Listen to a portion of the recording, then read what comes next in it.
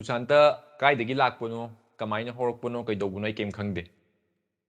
But Sushanta na sida lakpa se now, hojik lap na laina tarsu community member am webne community member hai bese ai gi oina de ai gi team go indiam chaw just like a family member. I'm a part of our family ne sigi pot se ko. Aduna si lakpa hai bese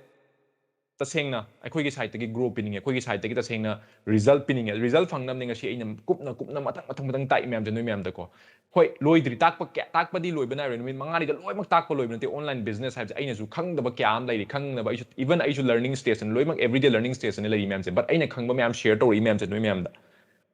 sisina nangna sigi workshop se lakpagi asengba valuable oiba poto fangaba natraga sisina tasingna nangonda beneficial oibra oidabra natraga oidradi oide dum hairo oide adagi natragana sisina nangi life ta future da kyamu yamna nang si apply to matam da nangona changes kyam pirak pangam gadagi natraga ngamoidagi haibado aingona ju khangalo mayam da ju khangalo aduga team mayam da ju khangalo fazana khangalo transparent na thamoi nungdagi haijan gano ꯑꯍꯥꯟꯕꯗ ꯁꯥꯔ ꯑꯩꯈꯣꯏ ꯅꯨꯃꯤꯠ ꯃꯉꯥꯅꯤ ꯋꯥꯔꯛꯁꯣꯞꯁꯦ ꯅꯨꯃꯤꯠ ꯃꯉꯥꯅꯤꯃꯛ ꯇꯧꯔꯛꯄꯁꯤꯗ ꯅꯣꯡꯃꯇ boring ꯆꯨꯕ ꯍꯥꯏꯇꯥꯔꯦꯀꯣ ꯁꯥꯔ class ꯑꯝꯇ ꯌꯥꯎꯗꯦ ꯌꯥꯝ ꯅꯨꯡꯉꯥꯏ ꯇꯥꯕꯗ ꯍꯩꯇꯕ ꯃꯌꯥꯝꯁꯨ ꯅꯣꯂꯦꯖ ꯐꯖꯅ ꯁꯥꯔꯅ ꯇꯥꯛꯏꯕ ꯈꯨꯗꯤꯡꯃꯛ ꯒ꯭ꯌꯥꯟ ꯇꯥꯅ ꯂꯣꯏꯅꯃꯛ ꯇꯥꯛꯄꯤꯕꯀꯣ ꯕꯦꯁꯤꯛꯇꯒꯤ ꯍꯧꯔꯒ ꯑꯩꯁꯨ ꯀꯩꯝ ꯍꯩꯇꯅ ꯂꯥꯛꯄ ꯉꯥꯛꯇꯅꯦꯕꯀꯣ ꯕꯦꯁꯤꯛꯇꯒꯤ ꯍꯧꯔꯒ ꯍꯧꯖꯤꯛꯐꯥꯎꯒꯤ ꯑꯩꯅ ꯈꯪꯅꯤꯡꯉꯤꯕ ꯆꯥꯡꯁꯦ ꯑꯩ ꯌꯥꯝ ꯍꯦꯟꯅ ꯈꯪꯅꯤꯡꯉꯨꯗꯦꯕꯀꯣ ꯈꯪꯅꯤꯡꯉꯤ ꯆꯥꯡꯁꯤꯐꯥꯎꯗꯤ ꯌꯧꯔꯦꯅ ꯈꯜꯂꯦ ꯉꯁꯤ ꯅꯨꯃꯤꯠ ꯃꯉꯥꯅꯤꯇꯪꯁꯤꯗ ꯑꯗꯨꯅ ꯑꯩ ꯌꯥꯝ ꯅꯨꯡꯉꯥꯏꯕꯗꯤ ꯐꯥꯎꯏ ꯍꯥꯏꯕꯗꯤ ꯁꯥꯔꯅ ꯇꯥꯛꯏꯕꯁꯤꯡꯁꯤꯒꯤ ꯃꯇꯨꯡ ꯏꯟꯅ ꯑꯩꯅ ꯄꯥꯝꯖꯔꯤꯕ ꯄꯣꯠꯇꯨꯗꯤ ꯌꯧꯗꯧ ꯃꯥꯜꯂꯦꯕ ꯍꯧꯖꯤꯛ ꯑꯩꯒꯤ ꯇꯣꯉꯥꯟꯕ ꯀꯔꯕꯥꯔ ꯂꯩꯖꯕꯅꯤꯅꯀꯣ ꯑꯩꯒꯤ ꯄ꯭ꯔꯗꯛ ꯂꯩꯇꯦꯕ ꯑꯗꯨꯗꯨꯅ ꯃꯥꯔꯀꯦꯠꯁꯦ ꯑꯩꯅ ꯁꯥꯔꯅ ꯇꯥꯛꯄꯤꯔꯤꯕ ꯑꯥꯏꯗꯤꯌꯥ ꯃꯌꯥꯝꯁꯦ ꯄꯥꯜꯂꯀꯥꯟꯗ ꯑꯩꯅ ꯃꯥꯔꯀꯦꯠꯁꯦ ꯑꯗꯨꯝ ꯗꯣꯃꯤꯅꯦꯠ ꯇꯧꯕ ꯉꯝꯗꯧꯗꯤ ꯃꯥꯜꯂꯦ ꯑꯩꯒꯤ ꯄ꯭ꯔꯗꯛꯁꯤꯒꯤ ꯃꯇꯨꯡ ꯏꯟꯅ ꯍꯧꯖꯤꯛꯐꯥꯎꯗ yes yamna fazaba comment ni nasana nasagi dong to thamjaba pot se yamna fazaba comment ni ko so cover to ri myam sing se nang hoji si karam kan da gi apply to du no apply se sir ai tawba hawrage ni khalle ai se matam je kya phangde ba ko handak se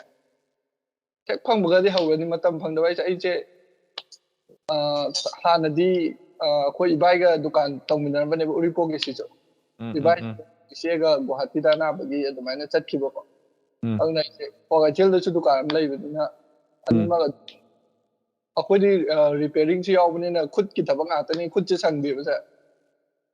ni demand do customer demand hayeng piu horen piu ai loiramdraga ama ngakani ko aduna sir na assignment pibado ai ya wadane ba tawraise tawde ade bagi sir nungai giro ai bagi yes yamai jedram ne sir adu ya dem nungai aina yam thagal aina yam appreciate tawe kai ginam tumda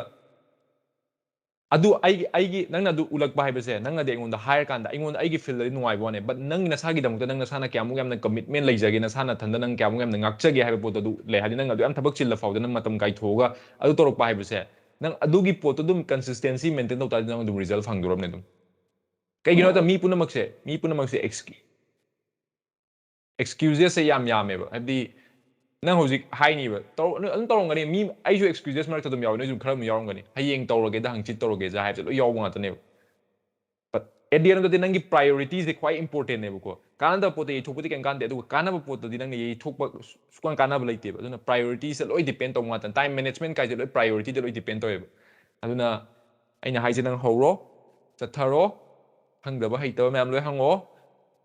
action low mi ne dang question hangning bani low do mi di question hangning da bani khang da ba screenshot ta thadaro mayam gi mateng pangnora mana adugo all the best aina fazana full support to idang dam ta thank you sir thank you